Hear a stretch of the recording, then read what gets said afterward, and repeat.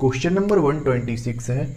हमसे पूछा गया है कि रोटर के टाइप पर बेस्ड जो टरबाइन हम यूज़ करते हैं वर्टिकल एक्सिस विंड टरबाइन के लिए, उसका नेम हमें बताना है। तो भैया जो वर्टिकल एक्सिस विंड टरबाइन के लिए यूज़ करते हैं वो है सेबोनियस टाइप टरबाइन। ठीक है। बेसिकली जो विंड टरबाइंस होते हैं, विंड टरबाइंस को टू पार्ट में ब्रेक किया गया है। ठीक है।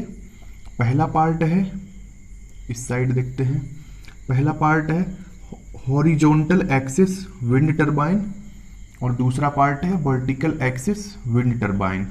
जो हॉरिजॉन्टल एक्सिस विंड टरबाइन है इसमें 3 टरबाइन आते हैं हमारे बेसिकली। सबसे पहला है मोनोब्लेड विंड टरबाइन, दूसरा है ट्विन ब्लेड विंड टरबाइन और third one is 3 blade wind turbine. ठीक है। बेसिकली जो हॉरिजॉन्टल एक्सिस विंड टरबाइन है इसको ज़्यादा एग्जाम में पूछा नहीं जाता है क्योंकि इसके नाम सीधे सीधे याद हो जाते हैं लोगों को। लेकिन जो वर्टिकल एक्सिस विंड टरबाइन है, क्वेश्चन यहाँ से हमेशा बनता है। जिस तरीके से इस क्वेश्चन को फ्रेम किया गया है उस तरीके से फर्दर इसके और भी पार्ट हैं, उनमें से भी क्वेश्चन को फ्रेम किया जा सकता है। तो वर्टिकल एक्सिस विंड टरबाइन हमारे लिए इंपॉर्टेंट हो जाता है। इसके टाइप हम देखेंगे। सबसे पहले है डेरियस टरबाइन, डेरियस टरबाइन है हमारे पास। उसके बाद यही वाला आ गया जो सेबोनियस टरबाइन है।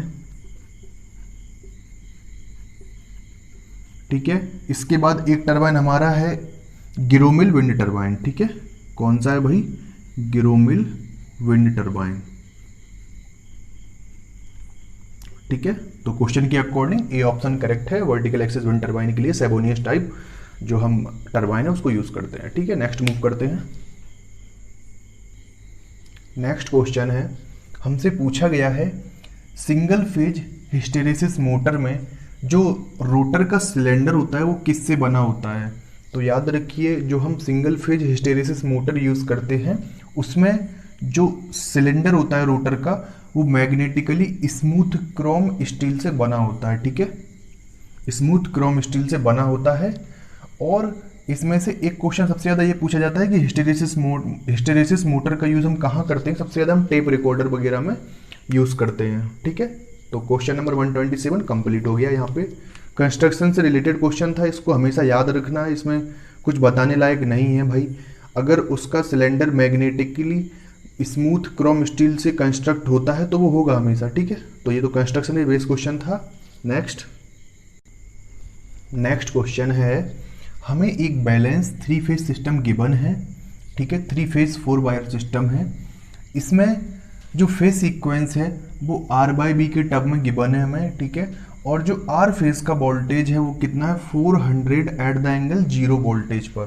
ठीक है। तो हमें B फेज के लिए वोल्टेज बताना है कि भाई B फेज के लिए वोल्टेज कितना होगा। जब R फेज के लिए वोल्टेज इतना है तो B फेज के लिए कितना होगा यह बताना है।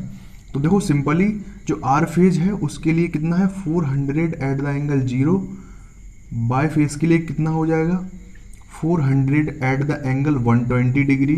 ठीक है। और B फेज के लिए कितना हो जाएगा 400 एट द एंगल 240 डिग्री के लिए। ठीक है।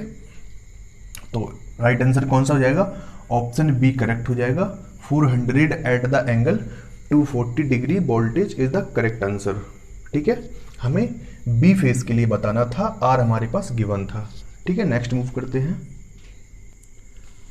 नेक्स्ट क्वेश्चन है, हमसे पूछा गया है कि जो स्पीड कंट्रोल मेथड हम यूज करते हैं स्लिप रिंग इंडक्शन मोटर के लिए स्लिप पावर रिकवरी का, उसकी क्या प्रॉपर्टी होती है। ठीक है। तो स्लिप पावर रिकवरी जो हम स्पीड कंट्रोल का मेथड यूज करते हैं स्लिप रिंग इंडक्शन मोटर के लिए, इसमें बेसिकली होता क्या है पावर फैक्टर डिक्रीज करता है और जो इफिशियंसी है वो इंक्रीज करती है, बल्कि पावर फैक्टर डिक्रीज करता है। ऐसा क्यों होता है? देखो सबसे पहली बात है कि जो स्लिप पावर रिकवरी मेथड होता है उसमें जो पावर होता है बहुत सा पावर होता है उसको वापस सप्लाई को वापस कर दिया जाता है। ठीक है। यानी कि आपने देखा होगा इसमें एक अरेंजमेंट होता है, कन्वर्टर लगे रहते हैं दो, एक इन्वर्टर होता है एक रेक्टिफायर होता है। तो क्या करते हैं उसको वापस से एसी में कन्वर्ट करके सप्लाई के लिए भेज दिया जाता है। तो इससे हमारी जो इफिशियंसी है वो इंक्रीज कर जाती है। ठीक है। और बात आती है पावर फैक्टर की, तो पावर फैक्टर के केस में क्या होता है कि इस मेथड के केस में होता क्या है बेसिकली कि हाई रिएक्टिव पावर सप्लाई से चाहिए होता है। जब हाई रिएक्टिव पावर चाहिए पड़ेगा तो जो पावर फैक्टर है वो ऑटोमेटिकली क्या करेगा, डिक्रीज कर जाएगा। ठीक है, बेसिकली इसमें जो स्लिप पावर रिकवरी मेथड है इसमें हम दो मेथड को यूज़ करते हैं। एक है static Cramer drive, static Cramer drive, और दूसरी है स्टैटिक सर्बियस ड्राइव, स्टैटिक सर्बियस ड्राइव। ठीक है, इसमें से एक क्वेश्चन पूछा जाता है भाई, एक क्वेश्चन मैं आपको यहीं कंप्लीट करवा देता हूं। जो स्टैटिक क्रैमर ड्राइव है, इस ड्राइव का यूज़ करते हैं हम सिंक्रोनस स्पीड से बेलो स्पीड की मोटर के लिए। ठीक है, ठीक है, सिंक्रोनस स्पीड से वेलो रनिंग के लिए, यानी कि नीचे रनिंग के लिए। ठीक है, और स्टैटिक सर्बियस में हम क्या करते हैं, इसमें मोटर को हम ऑपरेट कर सकते हैं सिंक्रोनस जो स्पीड है उससे लेस पर भी और ग्रेटर पे भी। ठीक है, यानी कि हम इस पर दोनों साइड वेरी करा सकते हैं स्पीड को, लेकिन इसके केस में हम केवल सिंक्रोनस स्पीड के नीचे ही रन करा पाएंगे मोटर को, यानी कि सिंक्रोनस स्पीड के नीचे ही हम स्पीड कंट्रोल कर पाएंगे। तो ये दोनों मेथड इंपॉर्टेंट हैं, यहाँ से क्वेश्चन आते ही आते हैं एग्जाम्स में, अक्सर पूछ लिए जाते हैं, याद रखेंगे। नेक्स्ट क्वेश्चन है हमारा, हमसे पूछा गया है कि हम जेके फ्लिप फ्लॉप के केस में किस तरीके की ट्रिगरिंग को यूज़ करते हैं। ठीक है, हमें बताना है कि जेके फ्लिप फ्लॉप में हम कौन सी ट्रिगरिंग यूज़ करते हैं। तो इसका राइट आंसर हो जाएगा पॉजिटिव एज ट्रिगरिंग।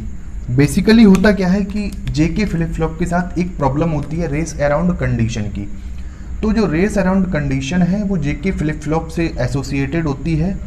तो इस कंडीशन को या इस प्रॉब्लम को अवॉइड करने के लिए हमें क्या करना पड़ता है, हम पॉजिटिव एज ट्रिगरिंग को अप्लाई करते हैं। ठीक है, जितने भी पॉजिटिव एज होते हैं हम केवल पॉजिटिव एज ट्रिगरिंग को ही प्रेफर करते हैं। ठीक है, हम लेवल ट्रिगरिंग को कभी भी प्रेफर नहीं करेंगे, क्योंकि लेवल ट्रिगरिंग के केस में ही रेस अराउंड कंडीशन एसोसिएट होती है जेके फ्लिप फ्लॉप के साथ में। ठीक है, इसीलिए हम हमेशा पॉजिटिव एज ट्रिगरिंग के साथ जाएंगे। ट्रिगरिंग बेसिकली दो तरीके की होती है, एक एज ट्रिगरिंग होती है और एक होती है लेवल ट्रिगरिंग।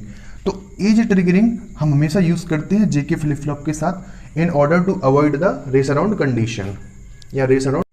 क्वेश्चन है हमारे पास, हमें एक हॉल गिवन है जिसकी डायमेंशन कितनी है, 80 मीटर और 25 मीटर। ठीक है, तो हमें क्या करना है, ये जो हॉल है इसकी डायमेंशन हमें गिवन है, इसको प्रकाशित करना है।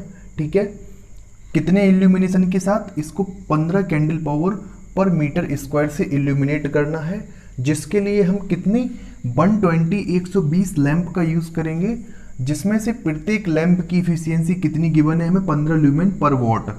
इसमें इसके साथ साथ हमें यूटिलाइजेशन फैक्टर भी गिवन है, डिप्रेसिएशन फैक्टर भी गिवन है। हमें बताना है कि हम जो 120 लैंप को यहाँ पर यूज़ कर रहे हैं इसमें से प्रत्येक लैंप की वॉटेज रेटिंग क्या होगी, हमें ये बताना है। ठीक है, ऑप्शंस हमारे पास वॉट में गिवन है, आप देख सकते हैं। अब इसको हम अप्रोच कैसे करेंगे, सबसे पहले हम निकालेंगे ग्रॉस ल्यूमेन रिक्वायर्ड, ये सॉल्यूशन है, यहाँ से ग्रॉस ल्यूमेन रिक्वायर्ड, इसको हम जनरली 5 से डिनोट करते हैं। ठीक है, जो ग्रॉस ल्यूमेन रिक्वायर्ड होता है वो इक्वल टू होता है total lumen required, total lumen required upon utilisation factor into depreciation factor.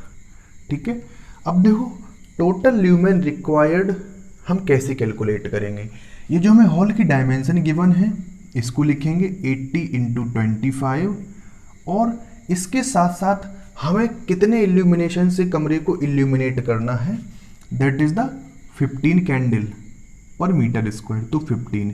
अब देखना यहाँ से मीटर स्क्वायर मिलेगा और इसके अपॉन में मीटर स्क्वायर है, दोनों के दोनों मीटर स्क्वायर कैंसिल हो जाएंगे और वैल्यू हमें किस में, कैंडल में मिलेगी ऊपर। ठीक है, अब नीचे क्या आएगा भाई, यूटिलाइजेशन फैक्टर और डिप्रेशिएशन फैक्टर, तो 0.4 इंटू 0.7। ठीक है, जब आप इस ओवरऑल वैल्यू को सॉल्व करेंगे, यहाँ पे आ जाएगा 3000 अपॉन 0.28, ठीक है, 3000 अपॉन 0.28। और इसकी जो ओवरऑल वैल्यू आएगी वो कितनी आएगी भाई, जब आप इसको सॉल्व करोगे तो आएगी 107,142.85। कुछ इस तरीके से आपको जो फाई है ग्रॉस ल्यूमेन रिक्वायर्ड, यानी कि फाई है, फाई की वैल्यू आपको मिल जाएगी इतनी, ठीक है। अब इसके बाद हम क्या करेंगे, जो वॉटेज रेटिंग है, टोटल वॉटेज रेटिंग रिक्वायर्ड, एक सेकेंड, टोटल वॉटेज रिक्वायर्ड, तो हम क्या करेंगे, ये जो फाई की वैल्यू हमारे पास आई है इसको हम डिवाइड कर देंगे लैंप इफिशियंसी से, ठीक है, यानी कि gross lumen required upon lamp efficiency, ठीक है, लैंप इफिशियंसी। जब हम इससे डिवाइड करेंगे फाई को, तो यहाँ पर 107,142.85 अपॉन में लैंप इफिशियंसी 15 हमें गिवन है, 15, ठीक है। जब हम लैंप इफिशियंसी, एक सेकेंड, ओके, जब हम लैंप इफिशियंसी निकालेंगे तो फाइनल वैल्यू हमें कितनी मिलेगी, मैं कैलसी से करता हूँ, 7142.8, कितनी वैल्यू आ गई हमारे पास, 7142.8। अब हम क्या करेंगे, इस पूरी वैल्यू को, जो टोटल वॉटेज रिक्वायर्ड है, हमारे पास टोटल वॉटेज रिक्वायर्ड आ चुका है, लेकिन अब हम इस वैल्यू को, कितनी लैंप है, 120 लैंप है, इसको हम 120 से डिवाइड कर देंगे, यानी कि हमें एक लैंप के लिए वॉटेज रेटिंग निकालनी है, टोटल वॉटेज रिक्वायर्ड इतना है, ठीक है। अब हम, ये हमने अलग से किया है, 120 का स्पेस नहीं है मेरे पास, तो ये देखो इसको कैलकुलेट किया तो हमें केवल इतनी ऊपर वाली वैल्यू मिली है। फिर हमने इसके बाद में ये जो टोटल वॉटेज रिक्वायर्ड है, ये केवल ऊपर वाली वैल्यू है, इसके बाद हमने 120 से डिवाइड किया है, क्योंकि लैंप हमें कितनी यूज़ करनी है, 120। टोटल वॉटेज रेटिंग कितनी है, ऊपर गिवन है न्यूमरेटर में, ठीक है। जब हम इसको ओवरऑल सोल्व करेंगे तो हमारा आंसर आएगा 59.52 वॉट, जो कि अप्रोक्सीमेटली 60 वॉट के अप्रोक्स हो जाएगा, और ऑप्शन बी करेक्ट हो जाएगा, ऑप्शन बी करेक्ट हो जाएगा, कितना भाई, 60 वॉट, ठीक है, ऑप्शन बी करेक्ट हो जाएगा, that is the 60 what. Next move करते हैं, क्वेश्चन नंबर 132 है, हमसे पूछा गया है कि निम्नलिखित में से कौन से वायर को जब शॉर्ट सर्किट से सब्जेक्टेड किया जाता है तो उसमें सबसे ज़्यादा डैमेज होने का खतरा रहता है, ठीक है, तो बताना है। तो आपको पता होगा एल्यूमिनियम एक सॉफ्ट तरीके का वायर होता है, जब शॉर्ट सर्किट होता है तो करंट की वैल्यू बहुत ज़्यादा हो जाती है, ठीक है, करंट की वैल्यू बहुत ज़्यादा हो जाती है, करंट बहुत ज़्यादा इंक्रीज कर जाता है। जब करंट इंक्रीज करेगा तो हीटिंग इफेक्ट बहुत ज़्यादा आएगा, और एल्यूमिनियम का वायर बहुत ही सॉफ्ट होता है और ये जल्दी मेल्ट हो जाता है, जल्दी पिघल जाता है ये, ठीक है। तो उस कारण से जब भी एल्यूमिनियम कंडक्टर पर शॉर्ट सर्किट होगा तो ये मैक्सिमम डैमेज को एक्सपीरियंस करेगा, ठीक है। नेक्स्ट मूव करते हैं, नेक्स्ट क्वेश्चन है, according to energy conservation building code 2017, जो नई बिल्डिंग होती है उसको ECBC प्लस का स्टेटस कब दिया जाएगा, ठीक है। तो जब कोई भी बिल्डिंग 35% एनर्जी को सेव करेगी, उस केस में हम उसको ECBC प्लस स्टेटस प्रोवाइड करते हैं उस पर्टिकुलर बिल्डिंग को। और ECBC का मतलब क्या है भाई, energy code, sorry energy conservation है यहाँ पे, एनर्जी कंजर्वेशन बिल्डिंग कोड, ठीक है। ECBC का फुल फॉर्म में अगर कहीं पूछ लिया तो आपके लिए हेल्पफुल होगा, ठीक है। तो ECBC का फुल फॉर्म क्या हो गया भाई, एनर्जी कंजर्वेशन बिल्डिंग कोड, ठीक है। किसी भी बिल्डिंग को अगर ECBC प्लस स्टेटस चाहिए है तो उसको 35% एनर्जी की सेविंग करनी पड़ेगी, ठीक है। नेक्स्ट क्वेश्चन है हमारे पास, हमें एक के मैप गिवन है, ठीक है, और हमें सिंप्लीफाइड इक्वेशन पता करना है इस पर्टिकुलर के मैप के लिए। ठीक है, अब हम इसको कैसे अप्रोच करेंगे? देखो सबसे पहले हम क्या करते हैं, हम 2 टू द पावर n की ग्रुपिंग करने की कोशिश करते हैं। ठीक है, n क्या है? नंबर ऑफ वेरिएबल है, where n equal to number of variable. ठीक है, अब देखो यहाँ पर कितने वेरिएबल यूज़ किए गए हैं, 1 2 3 4। यहाँ पर 4 वेरिएबल यूज़ किए गए हैं, 2 टू द पावर 4 लिखेंगे हम, तो 2 टू द पावर 4 यानी कि 16। ठीक है, यानी कि सबसे पहले हम कोशिश करेंगे 16 की ग्रुपिंग करने का, लेकिन यहाँ पे 16 की ग्रुपिंग पॉसिबल नहीं है, हमने देख लिया। ठीक है, फिर हमारा नेक्स्ट अप्रोच क्या रहेगा, 2 टू द पावर n-1 का। ठीक है, क्योंकि भाई 2 टू द पावर n का ग्रुपिंग हो ही नहीं रहा है, तो फिर हम 2 टू द पावर n-1 पे जाएंगे, यानी कि 2 to the power 4 - 1 that is the 2 to the power 3। तो फिर हम 8 की ग्रुपिंग करने की कोशिश करेंगे, लेकिन भाई इसमें 8 की ग्रुपिंग भी पॉसिबल नहीं हो रही है। फिर हम क्या करेंगे, फिर हम 2 टू द पावर n-2 पर जाएंगे। ठीक है, यानी कि 2 to the power 2 that is the 4। हम फिर 4 की ग्रुपिंग करेंगे, तो भैया क्वेश्चन में 4 की ग्रुपिंग तो हमें दिख रही है, तो हम 4 की ग्रुपिंग कर सकते हैं। ठीक है, तो आपको समझ में आ गया होगा कि हम ग्रुपिंग को कैसे फोकस करते हैं, कैसे हम ग्रुपिंग के लिए अप्रोच करते हैं। सबसे पहले हम मैक्सिमम नंबर ऑफ 1 की कोशिश करते हैं। ठीक है, 1 भी ले सकते हैं, हम 0 भी ले सकते हैं, बट अगर हम 0 लेंगे तो फिर कुछ चेंजेज होंगे। हम हमेशा 1 को ही फॉलो करते हैं, तो मैं 1 का ही आपको बताऊंगा यहाँ पे। ठीक है, 1 के लिए ही आपको बताऊंगा। अब देखो यहाँ पर 4 की ग्रुपिंग में हमने एक ग्रुप में इन चारों को ऐड कर लिया है, और एक की ग्रुपिंग कुछ इस तरीके से होगी यहाँ पे। तो ओवरऑल कितने 2 ग्रुप बन रहे हैं हमारे पास। अगर हम इन दोनों ग्रुपों की इक्वेशन लिख लेते हैं तो वही हमारी फाइनली सिंप्लीफाइड इक्वेशन होगी। ठीक है, अब हम इसको कैसे सॉल्व करें, ठीक है, देखते हैं। एक ये रहा भाई, अब इसको सॉल्व हम कैसे करते हैं? देखो भाई, इसके रो साइड में आएंगे हम, इस साइड आएंगे। ठीक है, तो इस साइड हमें क्या मिल रहा है, इस साइड तो 0 0 है, इस साइड 1 0 है। तो देखो हम ऐसा मानते हैं इसको सॉल्व करने के लिए कि 1 और 0 का हम कुछ नहीं लिखते हैं। ठीक है, 1 और 0 का हम ये समझते हैं कि ये कैंसिल हो गया है, और जो 0 0 है, वो जो 0 0 है, 0 0 के केस में हम केवल b2 का बार लिखेंगे। ठीक है, तो b2 का हमने बार, सॉरी यहाँ पर नहीं, ये तो फाइनल लिखेंगे हम, यहाँ पे हमने यहाँ पे लिख लिया। इसके लिए क्या लिख लिया भाई, b2 का बार। अब ये तो हो गया भाई रो शेप में। अब हम थोड़ा कॉलम वाइज देखते हैं। तो भाई कॉलम वाइज हम क्या करेंगे, हमें यहाँ पे 1 1 और 1 0 दिख रहा है। ठीक है, हम ये समझते हैं कि 1 से 0 कैंसिल हो गया, और फाइनली ये जो 1 1 है, हम इसी 1 को लेकर चलेंगे। तो कितना आएगा भाई 1 1 का, यहाँ पे b1 आएगा। ठीक है, b1 आ गया। ओके, अब इस वाले के लिए देखेंगे हम, ये जो हमने ग्रुपिंग करी है इसके लिए देखेंगे।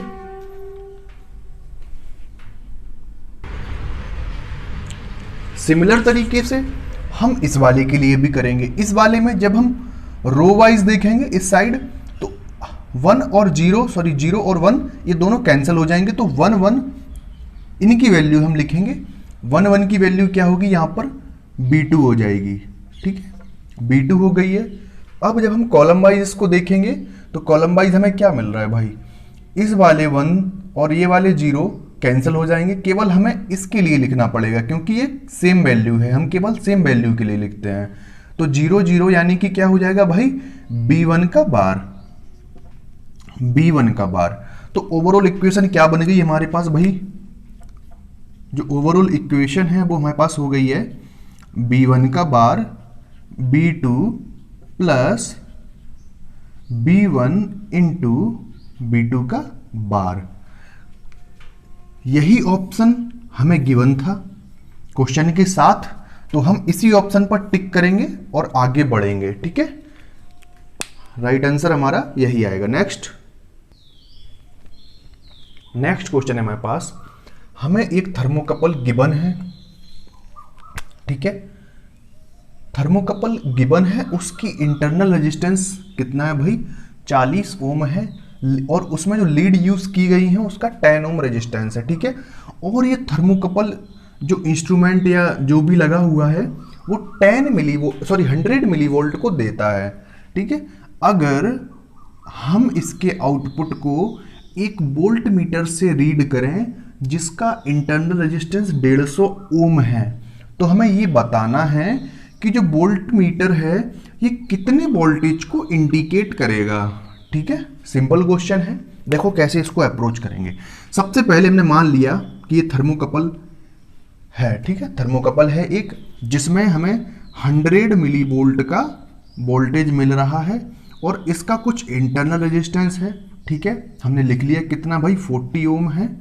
अब इसमें से ये जो लीड हमने निकाली है, इन लीड का भी कुछ रेजिस्टेंस है, दैट इज द 10 ओम, जो कि हमें क्वेश्चन में गिवन है।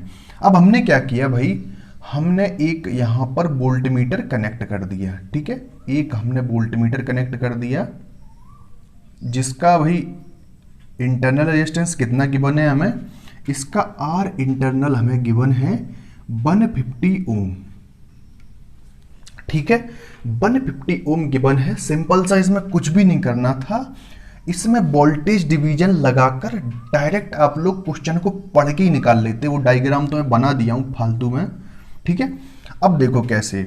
सबसे पहले हम वोल्टेज डिवीजन कैसे लगाते हैं। सबसे पहले ओवरऑल वोल्टेज कितना है सर्किट में, तो ओवरऑल वोल्टेज हमारे पास कितना है, 100 मिली वोल्ट है। ठीक है, 100 लिख लिया हमने। इसके बाद हमें इसके एक्रॉस वोल्टेज निकालना है, तो हम 150 से मल्टीप्लाई करेंगे और अपोन में टोटल रेजिस्टेंस हो जाएगा भाई, इसके साथ में ये भी आ जाएगा, ये भी आ जाएगा। तो 150 plus 10 160 plus 40 that is the 200। ठीक है, 200 हो गया। इससे ये खत्म हो गया। ठीक है, इससे 5 बार ये गया, 15 पन 75, तो डेट इज 75 मिली वोल्ट। इसका जो करेक्ट आंसर आ रहा है वो कितना आ रहा है भाई, 75 मिली वोल्ट इसका सही आंसर है। ठीक है, नेक्स्ट मूव करते हैं। नेक्स्ट क्वेश्चन है, निम्नलिखित में से 8051 माइक्रो कंट्रोलर के लिए कौन सा मूव इंस्ट्रक्शन जो है एरर प्रोड्यूस करेगा। तो भाई सीधा दिख रहा है 80H से लेके 92H, 80 to 92 ये कभी नहीं हो सकता। ठीक है, ये हमेशा एरर देगा। अब ये क्यों देगा वो मैं बताऊंगा आपको आने वाले टाइम में। मैं एक शॉर्ट लेक्चर बनाऊंगा माइक्रो कंट्रोलर 8051 पे, आप वहां से देख सकते हैं। ठीक है, नेक्स्ट इस क्वेश्चन को मैं जरूर उसमें इंक्लूड करूंगा। ठीक है, नेक्स्ट क्वेश्चन है हमारे पास, हमें बताना है कि निम्नलिखित दिए गए ऑप्शंस में से कौन सी वायरिंग है जिसको हम यूज करते हैं residential, commercial and public buildings के लिए, जो कि इंप्रूव करता है अपीयरेंस को। ठीक है, तो अपीयरेंस कौन से मेथड में सबसे ज्यादा मतलब इंप्रूव होता है, तो हमें बताना है। तो हम हमेशा कंड्यूट वायरिंग का यूज करते हैं, कंड्यूट पाइप का यूज करते हैं। ठीक है, कंड्यूट वायरिंग में अपीयरेंस सबसे बेस्ट रहता है, सबसे सही रहता है, क्योंकि बेसिकली ये होती ही अंडरग्राउंडेड है, तो कोई चीज का हमें कहीं से पता ही नहीं लगता है ना। और जो क्लीट वगैरह, बैटन वगैरह, ये जितने भी वायरिंग के मेथड है, इनमें क्या होता है भाई कि हमें समझ में आता है कि यहाँ से वायरिंग यहाँ पर गई हुई है, लेकिन कंड्यूट के केस में ऐसा बिल्कुल भी नहीं है। अंडरग्राउंड वायरिंग होती है, अपीयरेंस भी अच्छा रहता है। ठीक है, गुड लुकिंग रहता है। नेक्स्ट मूव करते हैं।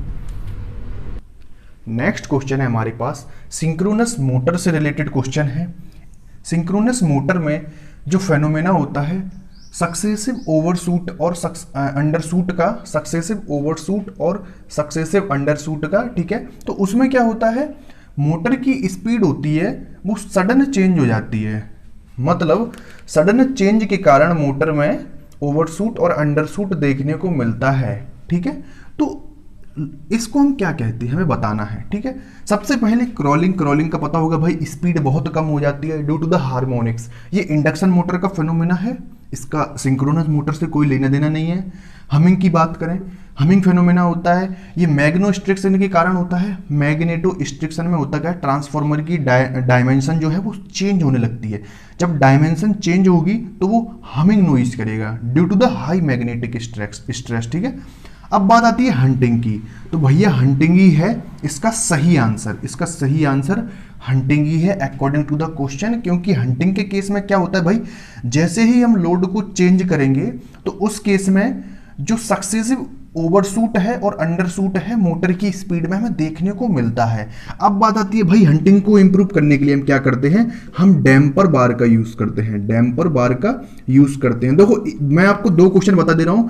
डैम्पर बार का काम क्या है भाई, डैम्पर बार का एक काम और भी है, क्या है भाई, मोटर को सेल्फ स्टार्ट बनाना, to make self start synchronous three phase synchronous motor भाई। और डैम्पर बार का दूसरा काम क्या है, रिमूव हंटिंग, हंटिंग के इफेक्ट को रिमूव करना। डैम्पर बार के दो ही काम हैं, सबसे ज्यादा यही पूछा जाता है, मैंने आपको बता दिया है, ठीक है। क्योंकि भाई सिंक्रोनस मोटर का, थ्री फेज सिंक्रोनस मोटर का स्टार्टिंग टॉर्क 0 होता है, तो इसको सेल्फ स्टार्ट बनाने के लिए हम डैम्पर बार की हेल्प लेते हैं। सिंक्रोनस मोटर को इंडक्शन मोटर की तरह शुरुआत में स्टार्ट किया जाता है, इंडक्शन की तरह, लेकिन उसके बाद क्या होता है भाई, ये सिंक्रोनस स्पीड के क्लोज पहुंचती है। उसके बाद अपने आप जैसे ही हम इसमें सप्लाई देंगे डीसी की, जो फील्ड वाइंडिंग में हम जैसे डीसी सप्लाई देंगे, कनेक्ट करेंगे डीसी सप्लाई से, वैसे ही उसमें परमानेंट पोल आ जाते हैं, और जो पोल का मैग्नेटिक फील्ड है वो रोटर के रोटेटिंग मैग्नेटिक फील्ड को आसानी से कैच कर पाता है, और हमारी मोटर का रोटेशन कंटिन्यूसली होता रहता है, ठीक है। हमारी मोटर सिंक्रोनस स्पीड पे रन करने लगती है, इसीलिए फिर हम उसे सिंक्रोनस मोटर बोलने लगते हैं। नेक्स्ट क्वेश्चन है हमारे पास, हमसे क्वेश्चन है पूछा गया है, हमें मिनिमम डेप्थ यानी कि कम से कम गहराई बतानी है, जिसमें उस कम से कम गहराई को बतानी है जिसमें पाइप को हम गाड़ते हैं या दबा देते हैं पाइप अर्थिंग के केस में, ठीक है। तो पाइप अर्थिंग में हम पाइप को कितनी गहराई पर ले जाकर उसको दबा देते हैं, तो हमें बताना है इसमें। तो ऑप्शन डी करेक्ट हो जाएगा, 3.75 मीटर। हम पाइप अर्थिंग में जो मिनिमम डेप्थ है, कम से कम डेप्थ है, वो हम 3.75 मीटर का यूज करते हैं, यानी कि पाइप को हम जमीन के अंदर इतनी गहराई तक ले जाते हैं, ठीक है। नेक्स्ट, ठीक है, नेक्स्ट क्वेश्चन है हमारा, हमें एक ट्रांसफॉर्मर दिया है और ट्रांसफॉर्मर के थ्रू जो फ्लक्स है वो कितना है भाई, 0.06 वेबर, और ट्रांसफॉर्मर का क्रॉस सेक्शन एरिया हमारे पास है कितना भाई, 400 सेंटीमीटर का स्क्वायर, ठीक है। हमें बताना है कि ऑपरेटिंग फ्लक्स डेंसिटी कितनी होगी, ठीक है, कोर के अंदर। तो भाई हमें पता है जो फ्लक्स डेंसिटी होती है बी होता है, वो होता है फ्लक्स पर यूनिट एरिया, ठीक है। अब हम इसको कैलकुलेट कैसे करेंगे, फ्लक्स हमारे पास कितना है भाई, क्वेश्चन में 0.06 वेबर का हमारे पास फ्लक्स है, एरिया हमारे पास कितना है 400 सेंटीमीटर स्क्वायर। अब हम क्या करेंगे भाई, हमें ऐसा यूनिट में ही पूरा काम करना होता है। अगर हमें इसकी वैल्यू टेस्ला में चाहिए है या वेबर पर मीटर स्क्वायर में चाहिए है, तो हमें भाई सिंपल सी बात है, यहाँ सेंटीमीटर को मीटर में ले जाना पड़ेगा, तो 10⁻⁻⁴ हो जाएगा, ठीक है। देखो मैं बता देता हूँ, ये वैल्यू में लोगों को बहुत दिक्कत आती है। अगर वैल्यू सेंटीमीटर में गिवन है, ठीक है, और सेंटीमीटर स्क्वायर में गिवन है और हमें मीटर में जाना है, तो हम क्या करेंगे भाई, मल्टीप्लाई कर देंगे उस पर्टिकुलर वैल्यू को 10⁻⁻⁴ से। अगर वैल्यू mm स्क्वायर में है, मिलीमीटर स्क्वायर में गिवन है, तो हम उसको मीटर में ले जाना चाहते हैं, ठीक है, मीटर स्क्वायर होगा यहाँ पे, मीटर स्क्वायर में ले जाना चाहते हैं तो वो हो जाएगा 10⁻⁻⁶। तो ये वैल्यू को आप हमेशा याद रखिए, वो डिपेंड करता है यहाँ पर सेंटीमीटर है कि मिलीमीटर है, ठीक है। यही दो वैल्यू हमें मिलती हैं और इन्हीं दो वैल्यू में दिक्कत जाती है, ठीक है। तो ये हो गया आपका सही। अब ये आता कैसे है, देखो 1 मीटर होता है, 1 मीटर इक्वल टू 10⁻⁻² सेंटीमीटर, ठीक है। 1 मीटर इक्वल टू 10⁻⁻² सेंटीमीटर होता है। अगर हम मीटर का स्क्वायर कर देंगे, 1 मीटर का स्क्वायर कर देंगे, तो 10⁻⁻² का स्क्वायर हो जाएगा, दैट इज द 10⁻⁻⁴। ये ऐसे आती है वैल्यू, ठीक है। मैंने आपको बता दिया है कैसे मैं कैलकुलेट करना चाहिए, ठीक है। ठीक है, अब देखते हैं इसको, अब हम इसको सॉल्व करेंगे अच्छे से। भाई ये ऊपर जाएगा तो ऊपर कितना हो जाएगा भाई, 600 हो जाएगा, डेसिमल 2 पॉइंट के बाद है, ठीक है। तो यहाँ पे 2 जीरो तो वहाँ चले जाएंगे और 600 बचेगा ऊपर, अपॉन 400 आ जाएगा यहाँ पे, इससे ये गया, इससे ये गया, 3/2 दैट इज द 1.5 टेस्ला या वेबर पर मीटर स्क्वायर। इसकी यूनिट बहुत इंपॉर्टेंट है, जो फ्लक्स डेंसिटी होती है इसकी यूनिट बहुत इंपॉर्टेंट है, बहुत एग्जाम में पूछी जाती है, ठीक है, याद रखेंगे। तो हमारा राइट आंसर कौन सा हो जाएगा, option number B is the correct answer for this one. Next question है हमारे पास, हमसे पूछा गया है कि कौन सा वोल्टेज जो कारण बनता है डायरेक्ट लाइटनिंग स्ट्रोक के द्वारा, जिससे क्या होता है, जो एरियल लाइंस होती हैं, ठीक है, जो एयर में लाइंस होती हैं, एरियल का मतलब क्या है भाई, जिन लाइंस को हमने एयर में रखा है, ठीक है, तो एयर जो एरियल लाइंस होती हैं उनमें हाई वोल्टेज, एरियल लाइंस में मतलब डायरेक्ट लाइटनिंग स्ट्रोक प्रोड्यूस होता है हाई वोल्टेज सिस्टम के केस में, ठीक है। तो हमें उस वोल्टेज को बताना है जिस वोल्टेज में जो एरियल लाइंस होती हैं उनमें डायरेक्ट लाइटनिंग स्ट्रोक प्रोड्यूस होता है हाई वोल्टेज सिस्टम में, ठीक है। तो भाई सर्ज वोल्टेज वो काम करता है, सर्ज वोल्टेज में होता क्या है भाई, जैसे ही लाइटनिंग स्ट्रोक किसी भी एरियल लाइंस पर गिरेगी तो उस केस में सर्ज वोल्टेज प्रोड्यूस होगा, और हाई वोल्टेज सिस्टम में जो सर्ज वोल्टेज है उसको कम करने के लिए हम लाइटनिंग अरेस्टर का यूज़ करते हैं। इसीलिए भाई सबसे महंगी युक्ति हमारे पास क्या है भाई, सबसे महंगी डिवाइस हमारे पास ट्रांसफार्मर ही होती है। हम ट्रांसफार्मर के पहले भी लाइटनिंग स्ट्रोक का यूज़ करते हैं, ट्रांसफार्मर के बाद भी लाइटनिंग स्ट्रोक का यूज़ करते हैं, ठीक है, याद रखेंगे। इसका सही आंसर क्या हो जाएगा भाई, सर्ज हो जाएगा, सर्ज वोल्टेज, जो कि लाइटनिंग डायरेक्ट लाइटनिंग स्ट्रोक से आता है हमारे हाई वोल्टेज सिस्टम में। नेक्स्ट क्वेश्चन हमारे पास है, हमें एक ब्लॉक डायग्राम दिखाया गया है, ठीक है, और पूछा गया है कि ब्लॉक डायग्राम किसका है। तो मैं लिख देता हूं, ये हमने ब्लॉक डायग्राम किसका बनाया है भाई, ये डिजिटल मल्टीमीटर का ब्लॉक डायग्राम है। किसका है भैया, डिजिटल मल्टीमीटर का। अब देखो, या तो आपको ब्लॉक डायग्राम रटा होना चाहिए पहली चीज, अगर रटा नहीं है तो आपके पास फिर बेसिक टेंडेंसी होनी चाहिए समझने की। देखो कैसे, ये हाई है यानी कि पॉजिटिव टर्मिनल हम यहाँ से कनेक्ट करेंगे, नेगेटिव टर्मिनल हम यहाँ से कनेक्ट करेंगे, ठीक है, हाई लो से हमें कनेक्ट करना है। यहाँ पे शंट गिवन है, ठीक है। देखो हमें पता है कि जो मल्टीमीटर है, मल्टीमीटर से हम बेसिकली रेजिस्टेंस, करंट, वोल्टेज, इन सबको मेजर कर लेते हैं बड़े ही आसानी से, ठीक है। किसी भी सर्किट में रेजिस्टेंस पता करना हो, करंट पता करना हो, वोल्टेज पता करना हो, ठीक है। और इसमें क्या होता है, इनको दो वैल्यू में कैलकुलेट किया जाता है, एक तो एसी के लिए कैलकुलेट किया जाता है, ठीक है, और डीसी के लिए कैलकुलेट किया जाता है। अब इसमें दोनों मैकेनिज्म मौजूद हैं। देखो एसी अटेन्यूएटर यूज किया गया है, डीसी अटेन्यूएटर यूज किया गया है, ठीक है। यहां से क्या होता है, ये स्विच है, आपने देखा होगा, वो हम गियर मूव करते हैं, वो सेलेक्टर होता है, उससे हम सेलेक्ट कर लेते हैं हमारी क्वांटिटी एसी की है। अगर एसी की क्वांटिटी है तो इस साइड मूव कराएंगे उसको, सर्किट के अंदर की बात कर रहा हूं मैं। और अगर डीसी क्वांटिटी है तो डीसी क्वांटिटी हम इस तरीके से उससे फ्लो कराएंगे। वो स्विच को हम इसीलिए सेलेक्ट करते हैं क्योंकि वो यहां से सिलेक्शन कर पाता है, ठीक है। अब आपने देखा कि भाई डीसी एसी अटेन्यूएटर हो गया, डीसी अटेन्यूएटर, भाई हमने यहां से कनेक्ट किया अपने किसी भी इंस्ट्रूमेंट को, किसी भी वायर को, या किसी भी बॉडी को, मेटलिक बॉडी को, ठीक है। अब क्या हुआ भाई, अगर हम करंट मेजर कर रहे हैं, या करंट का कोई भी सिग्नल हो सकता है, वोल्टेज हो सकता है, करंट हो सकता है, कुछ भी, ठीक है, किसी भी एसी सिस्टम का, तो क्या होगा भाई, एसी अगर सप्लाई एसी है तो एसी इस साइड जाएगा, सिग्नल को कम किया जाएगा, क्योंकि भाई जो मल्टीमीटर है उसकी औकात नहीं है उतना एकदम से पूरा का पूरा मेजर कर ले वो, तो वो उसके सिग्नल को हम कम करते हैं। फिर एसी कन्वर्टर से कन्वर्ट करने के बाद ये जो प्रेसिजन रेफरेंस है ना, ये रेफरेंस लेते हैं हम, और एनालॉग टू डिजिटल सर्किट की सहायता से एनालॉग सिग्नल को डिजिटल में चेंज करके डिजिटल डिस्प्ले पे दिखा दिया जाता है, ठीक है।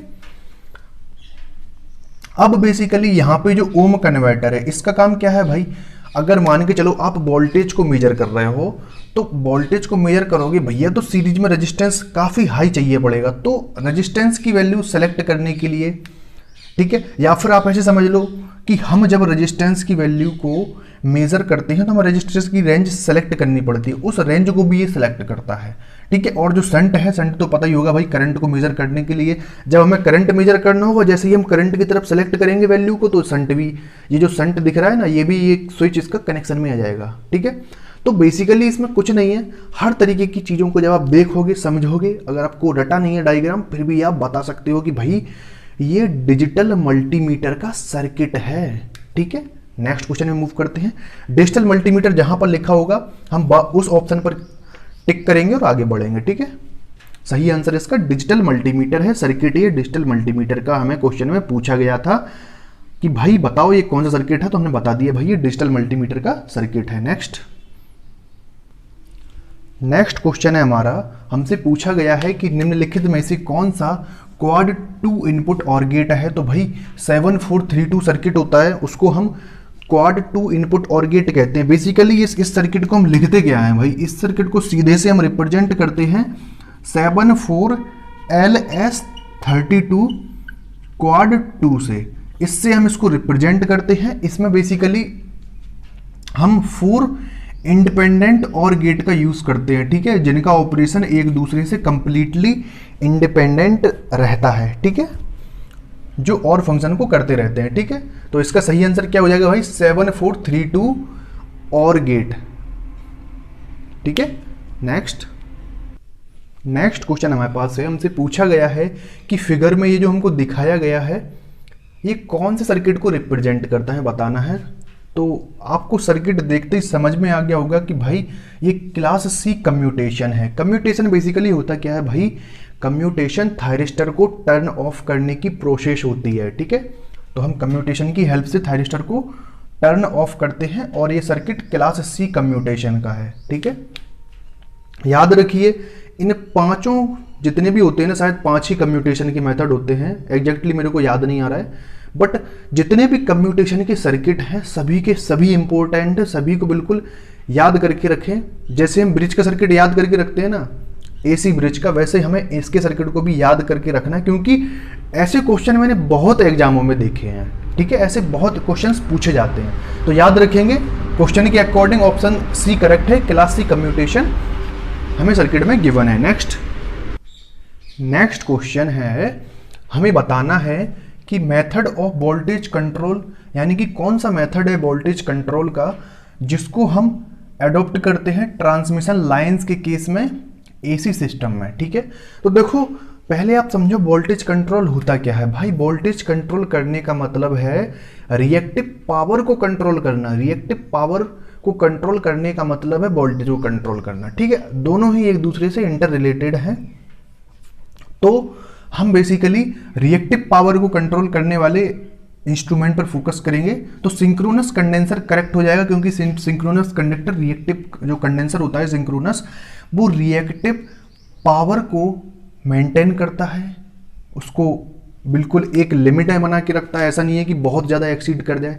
जब रिएक्टिव पावर कंट्रोल में रहेगी, जब रिएक्टिव पावर कंट्रोल में रहेगी तो हमें वोल्टेज मैक्सिमम मिलेगा, हमें वोल्टेज ज़्यादा से ज़्यादा मिलेगा और वोल्टेज में चेंज नहीं मिलेगा हमें ज़्यादा।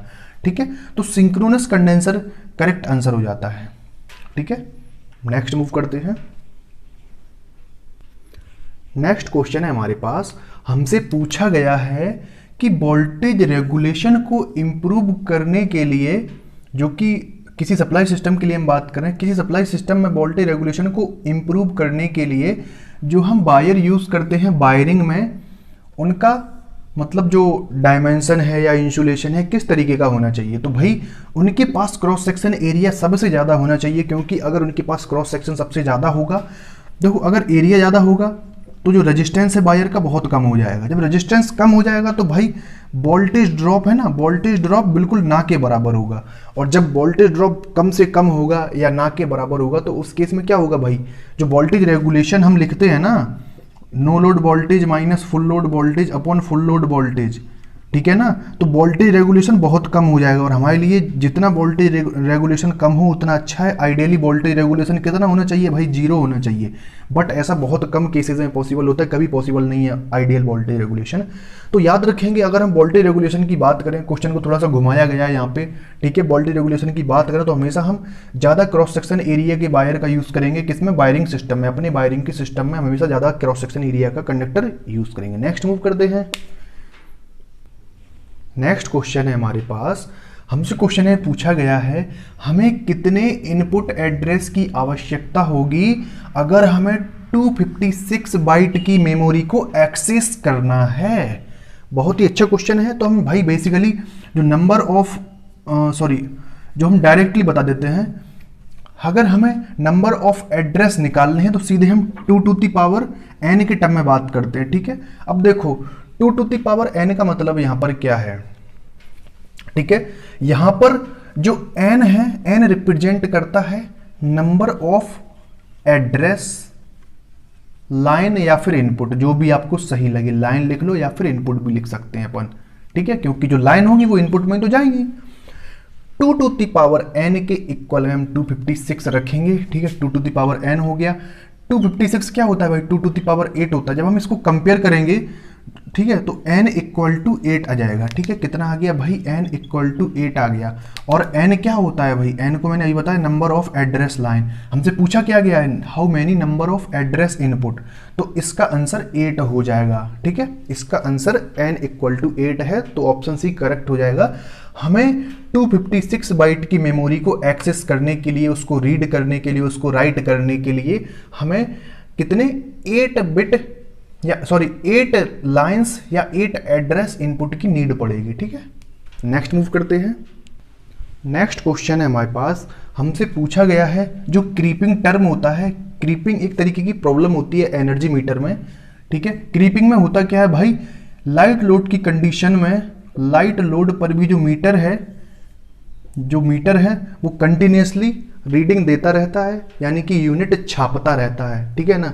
तो क्रीपिंग एरर को हम किस तरीके से अवॉइड करते हैं कि भाई क्रीपिंग में जो है कोई भी अगर होमेज या फिर जो कोई भी डोमेस्टिक अगर मीटर लगा हुआ है तो मीटर बार बार रीडिंग ना करे। भाई लाइट लोड पे भी रीड कर रहा है तो भाई उपभोक्ता क्या शांत बैठेंगे क्या, उसको रिजॉल्व तो करना पड़ेगा प्रॉब्लम को। तो क्रीपिंग को रिमूव करने के लिए, रिजॉल्व करने के लिए हम क्या करते हैं, हम जो डिस्क है हमारे पास, उस डिस्क में जो डायामीटर होती है डिस्क की, डायामीटर के अपोजिट में हम क्या कर देते हैं, होल्स कर देते हैं, ठीक है। कुछ इस तरीके से होल्स कर देते हैं, इससे क्या है क्रीपिंग एरर खत्म हो जाती है, ठीक है।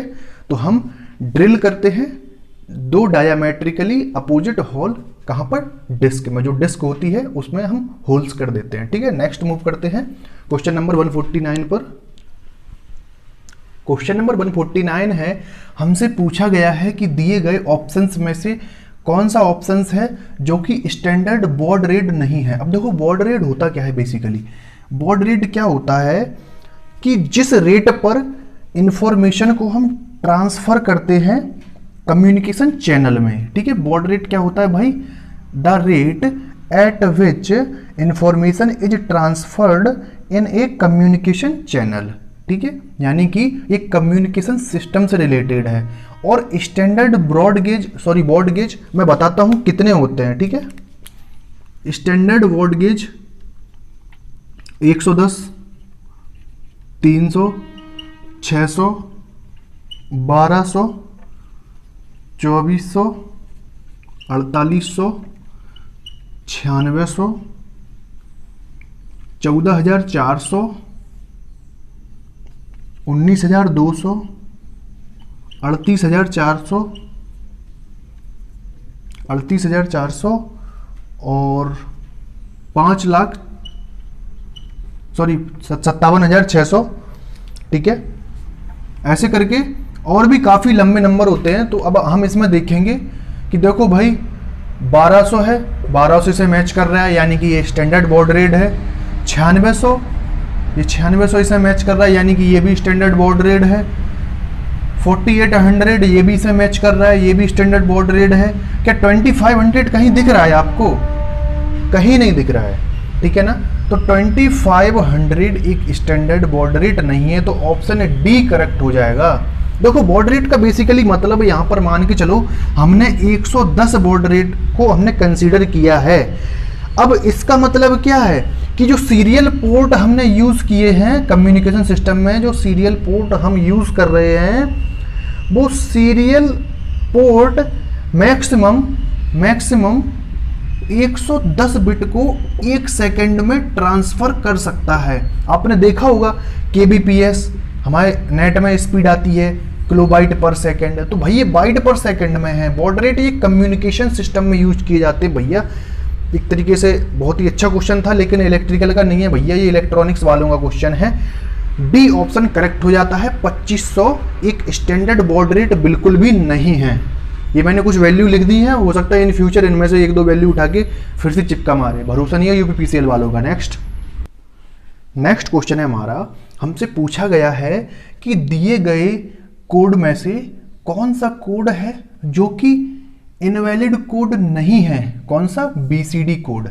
कौन सा ऐसा बीसीडी कोड है जो कि इनवैलिड नहीं है, यानी कि क्वेश्चन के अकॉर्डिंग हमें वैलिड कोड के बारे में बात करनी है कि कौन सा वैलिड कोड है बीसीडी का। ठीक है, तो देखो बीसीडी वैलिड, बीसीडी का मतलब क्या है? Binary coded decimal.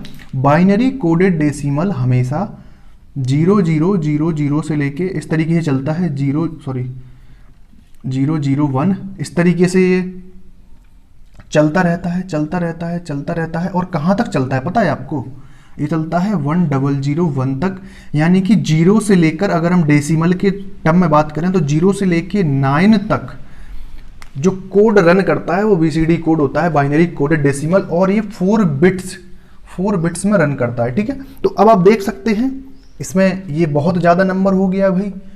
ये 10 है, ये भी काफ़ी ज़्यादा है, ये भी काफ़ी ज़्यादा है। ठीक है, ये 12 हो गया। तो भैया इनमें से कोई भी ऑप्शन नहीं है, ये नीचे वाला है। लेकिन जो ऑप्शन सी है, ऑप्शन सी क्या 9 को रिप्रेजेंट कर रहा है भाई। 9 तो आता है ना बीसीडी में, तो 9 एक करेक्ट वैलिड कोड होगा। ठीक है, तो इनमें से ऑप्शन सी करेक्ट हो जाता है। क्वेश्चन के लिए हमें बताना था कि कौन सा कोड इनवैलिड नहीं है। जो कोड इनवैलिड नहीं है तो भाई वैलिड पूछा गया है क्वेश्चन के अकॉर्डिंग, तो वैलिड कोड हमारे पास ऑप्शन सी में गिवन है, that is the 9। Next, sorry अब तो क्वेश्चन कंप्लीट हो चुके हैं ना। ठीक है, तो फ्रेंड्स यहाँ पर लेक्चर कंप्लीट होता है। अगर आपको लेक्चर अच्छा लगा हो तो लेक्चर को लाइक जरूर करें, और अगर आप चैनल पे नए, चैनल को सब्सक्राइब करके रख लें ताकि आने वाले समय जितने भी इंपॉर्टेंट नोटिफिकेशंस हैं वो अब तक पहुंच सके। God bless you all. जय हिंद, जय भारत।